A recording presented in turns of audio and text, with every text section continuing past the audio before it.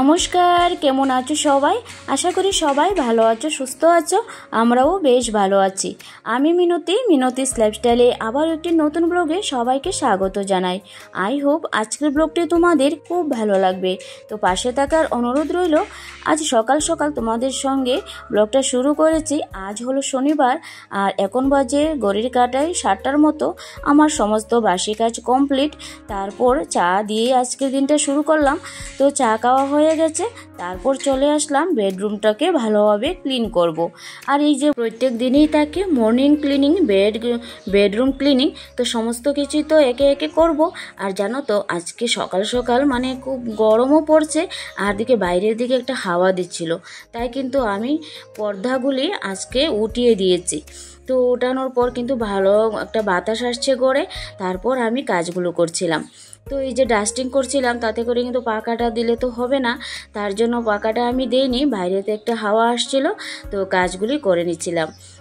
এই যে দেখছো আমি ডাস্টিং করছি, এটা কিন্তু আমি মিশো থেকে এনেছিলাম। আর সত্যি এই ডাস্টারটা কিন্তু আমার জন্য ভীষণ ভালো হয়েছে। তো সত্যি কথা বলতে প্রত্যেক দিন ডিপলি ক্লিন করার প্রয়োজন হয় না। এই যে হালকা পাতলা ধুল পড়ে বা ঝাড়ু দেওয়া বা পরিষ্কারভাবে সমস্ত কিছু রাখা, এটার সাহায্যে কিন্তু আমি সুন্দরভাবে করতে পারি।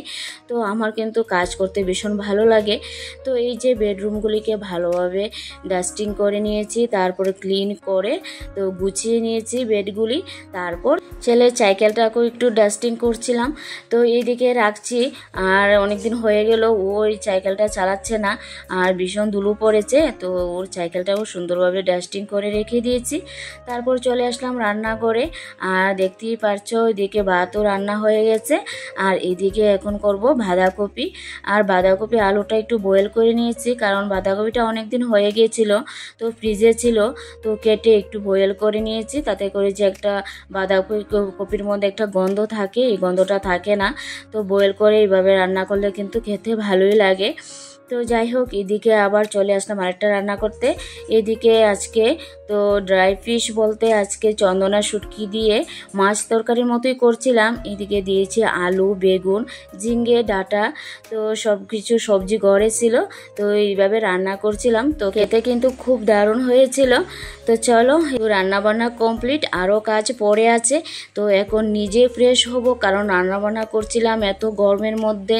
মানে আমার তো অয়েলি স্কিন, তার জন্য আমি যেটা ইউজ করি নিম ফেস ওয়াশ। তোমরাও কিন্তু এই গরমে যাদের অয়েলি স্কিন, তোমরাও নিম ফেস ওয়াশ ইউজ করতে পারো। তো এই নিম ফেস ওয়াশে আছে তো নিম তো আছেই, আর আছে টারমারিক, যা হলো হলুদ।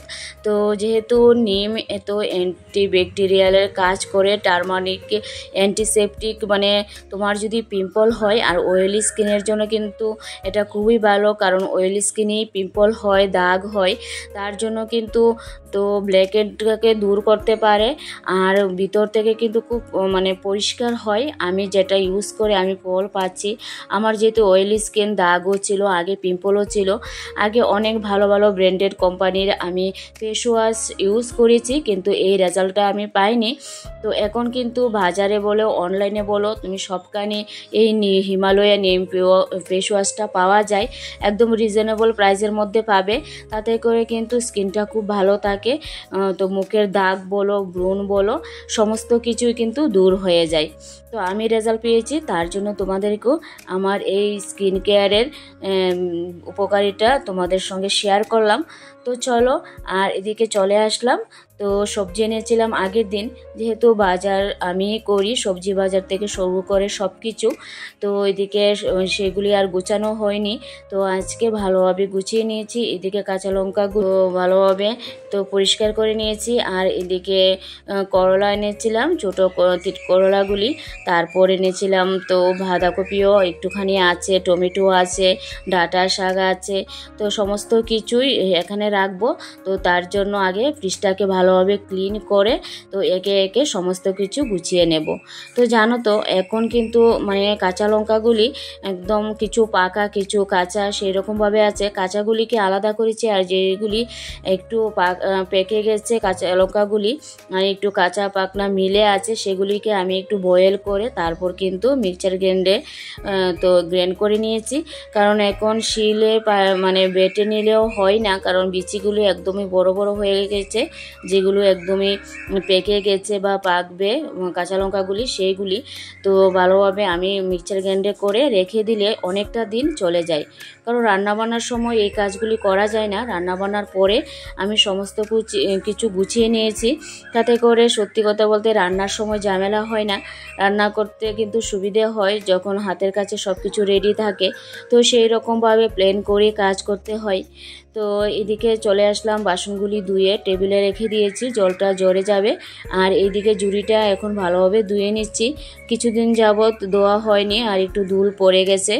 তো ধুল বলতে এদিকে যেহেতু রান্না করি তেল চিটকেটা পরে একটু কেমন যেন একটু আটা আটা হয়ে গিয়েছিলো চারিপাশটা। তো সমস্ত কিছু এভাবে ধুয়ে পরিষ্কার করে নিতে হয়। তো কয়েকদিন হয়ে গিয়েছিলো ধোয়া হয়নি বলে আজকে ভালোভাবে ক্লিন করে তো সমস্ত বাসনপত্র এখানে রেখে দিচ্ছি। আর কিছু বাসনপত্র এখনও টেবিলে আছে, সেগুলি জলটা ঝরে যাক তারপর রাখবো। তো এইদিকে চলে আসলাম, তো রান্নাঘরটাকে ভালোভাবে ক্লিন করব। তো এইদিকে গ্যাস ওভেনটাও পরিষ্কার করব, তারপর চারিপাশটা বেসিন বলো সমস্ত কিছু পরিষ্কার করব। তো প্রত্যেক দিনই এভাবে কাজ করতে হয়। আজও সকাল 7টা থেকে 12টার মধ্যে মানে একটু প্ল্যান করে কাজ করে নিলাম, যাতে করে আমিও আমার নিজের জন্য সময় দিতে পারি, ছেলেকে সময় দিতে পারি। আর তারপর তো আমারও একটা কাজ আছে, তো বিকেলবেলাটা আমার কাজের মধ্যে দিয়ে চলে যায়।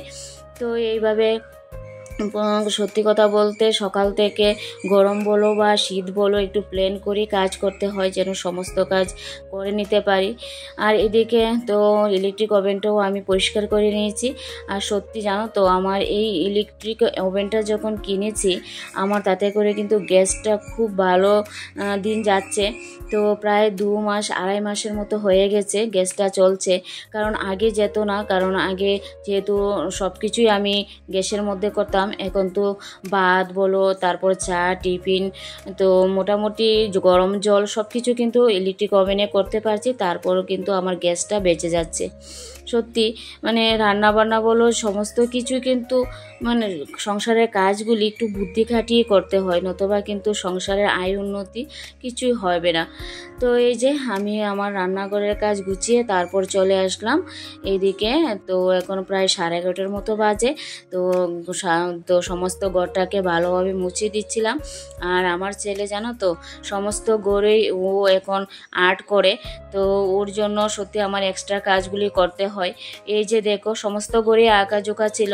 তো আর এদিকে বেলকনিতে এসে দেখি তো আরও অবস্থা খারাপ, তো সেটাও আমি ভালোভাবে পরিষ্কার করে নেব। আর এই ব্যালকনিতেও এখন দেখো মানে রুদ্র এসে গেছে, আর এত মানে সকাল থেকে ধুলো পড়েছে। তো এই যে বাতাস এসেছিল সকালবেলা আর প্রচণ্ড ধুলো পড়েছে, আর এদিকে গাছের পাতাগুলি তো পড়েই, তো তার জন্য আমি ভালোভাবে ঝাড়ও দেওয়া হয়ে গেছিলো। তো সমস্ত কিছু এখন মুছে নিয়েছি। তো যেহেতু ব্যালকনিটা আমার সত্যি বলতে পারো আমার রুমের প্রাণকেন্দ্র, তো এখানে আসলে একটু হাওয়াও খেতে পারি, ঠান্ডা হাওয়া, চারিপাশটা একটু দেখতে পারি। তো একটু সবুজ এই যে গাছপালার মধ্যে একটু হারিয়ে যেতে পারি। তো আমার এই জায়গাটা সবসময় ক্লিন রাখতে হয়। তো এইদিকে ক্লিন হয়ে গেছে, তো সমস্ত কিছু ক্লিন করে নিয়েছি। আর এই যে বাসনগুলি, তো এই বাসনগুলি এখন আমি এই জায়গাতেই রেখে দিচ্ছি আবার। তো এই ছোট্ট জড়িতে কিন্তু আমার প্রচুর জিনিসপত্র রাখতে পারি, তো আমার কিন্তু বেশ সুবিধে হয় এই জিনিসগুলি এখানে রাখতে, যেহেতু ছোটো রুম সেই রকম জায়গা নেই। তো এখানেই আমি সুন্দরভাবে গুছিয়ে রেখে দিয়েছি। এদিকে এখন স্নান করব, আর স্নান করে এসে পুজোটাও দিয়ে দিয়েছি। এখন অবধি যারা যারা আমার ব্লগটা দেখেছো তাদেরকে অসংখ্য ধন্যবাদ। যদি ভালো লাগে বলবো একটা লাইক করতে ভুলো না। যারা নতুন দেখছো যদি ভালো লাগে ভিডিওগুলি সাবস্ক্রাইব করে পাশে থেকো। তো চলো আজকের জন্য এই পর্যন্তই রইল। সবাই ভালো থেকো, সুস্থ থাকো, টাটা, বাই বাই।